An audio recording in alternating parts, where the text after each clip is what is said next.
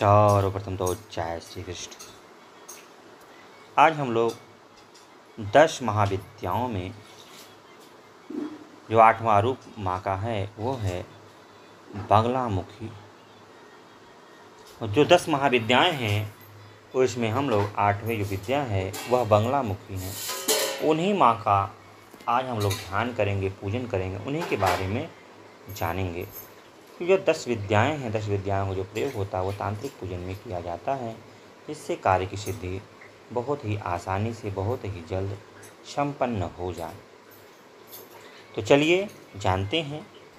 नवरात्रि का दिन भी चल रहा है, तो एक बार सभी लोग प्रेम से बोलिए माँ बगलामुखी की जय हो, जय हो, जय हो। माँ बगलामुखी की कृपा सब पर बनी रहे। चलिए जानते हैं माँ बगलामुखी कौन है। व्यष्टि रूप में शत्रुओं को नष्ट करने की इच्छा रखने वाली, व्यष्टि रूप में शत्रुओं को नष्ट करने की इच्छा रखने वाली तथा समष्टि रूप में परमात्मा की संहार शक्ति ही बंगला है। पीताम्बरा विद्या के नाम से विख्यात बगलामुखी की साधना प्रायः शत्रु भय से मुक्ति और वाक सिद्धि के लिए की जाती है। इनकी उपासना में हरिद्रा माला, पीत पुष्प एवं पीत वस्त्र का विधान है। महाविद्याओं में इनका 8वां स्थान है। इनके ध्यान में बताया गया है कि ये सुधा समुद्र के मध्य में स्थित मणिमय मंडप में रत्नमय सिंहासन पर विराज रही हैं।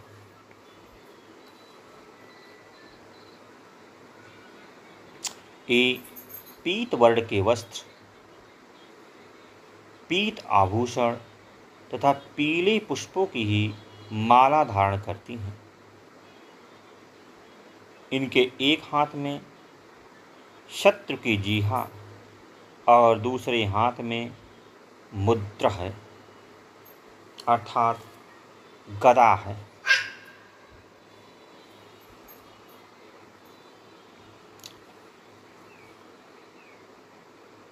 स्वतंत्र तंत्र के अनुसार भगवती बगलामुखी के प्रादुर्भाव की कथा इस प्रकार है। सतयुग में संपूर्ण जगत को नष्ट करने वाला भयंकर तूफान आया। प्राणियों के जीवन पर आए संकट को देखकर भगवान महाविष्णु चिंतित हो गए। वे सौराष्ट्र देश में हरिद्रा सरोवर के समीप जाकर भगवती को प्रसन्न करने के लिए तप करने लगे। श्री विद्या ने उस सरोवर से बगलामुखी रूप में प्रकट होकर उन्हें दर्शन दिया तथा विंध्यस्यकारी तूफान का तुरंत स्तंभन कर दिया। बगलामुखी महाविद्या भगवान विष्णु के तेज से युक्त होने के कारण वैष्णवी हैं। मंगलवार युक्त चतुर्दशी की अर्धरात्रि में इनका प्रादुर्भाव हुआ था। इस विद्या का उपयोग दैवी प्रकोप की शांति, धन धान्य के लिए, पौष्टिक कर्म एवं अभिचारिक कर्म के लिए भी होता है। यह भेद केवल प्रधानता के अभिप्राय से है, अन्यथा इनकी उपासना भोग और मोक्ष दोनों की सिद्धि के लिए की जाती है। यजुर्वेद की काठक संहिता के अनुसार दशों दिशाओं को प्रकाशित करने वाली सुंदर स्वरूप धारणी विश्वपत्नी त्रिलोक जगत की ईश्वरी मनोता कही जाती है।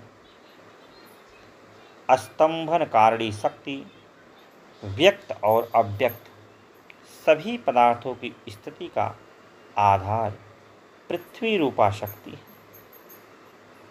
बंगला उसी स्तंभन शक्ति की अधिराष्ट्रीय देवी है। शक्ति रूपा बंगला की स्तंभन शक्ति से धुल्लोक पृष्ठ प्रदान करता है।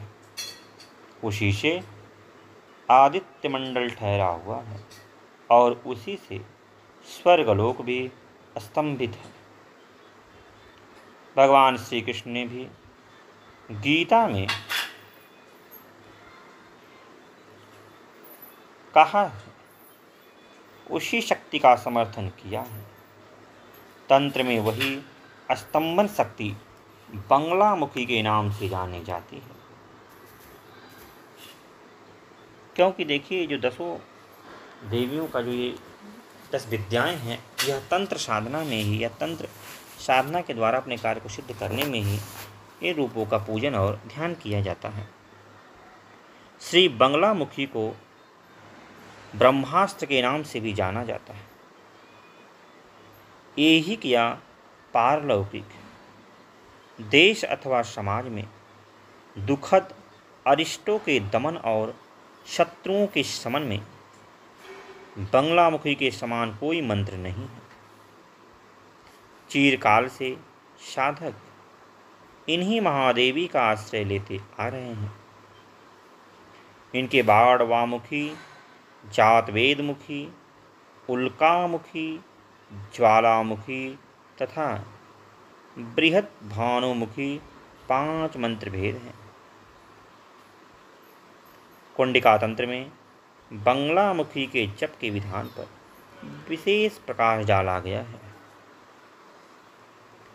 मुंडमाला तंत्र में तो यहाँ तक कहा गया है कि इनकी सिद्धि के लिए नक्षत्र आदि विचार और काल शोधन की भी आवश्यकता नहीं है। बंगला महाविद्या और धाम्रय अनुसार ही उपास्य है। इस आम्रय में शक्ति केवल पूज्य मानी जाती है, भोग्य नहीं। श्री कुल की सभी महाविद्याओं की उपासना गुरु के सानिध्य में रहकर सतर्कतापूर्वक सफलता की प्राप्ति होने तक करते रहना चाहिए। इसमें ब्रह्मचर्य का पालन और बाहर भीतरी की पवित्रता अनिवार्य है। सर्वप्रथम ब्रह्मा जी ने बंगला महाविद्या की उपासना की थी। ब्रह्मा जी ने इस विद्या का उपदेश शनक आदि मुनियों को किया था। सनत कुमार ने देवर्षि नारद को और नारद ने सांख्यायन नामक परमहंस को इसका उपदेश किया। सांख्यायन ने 36 पटलों में उपनिबद्ध बंगला तंत्र की रचना की।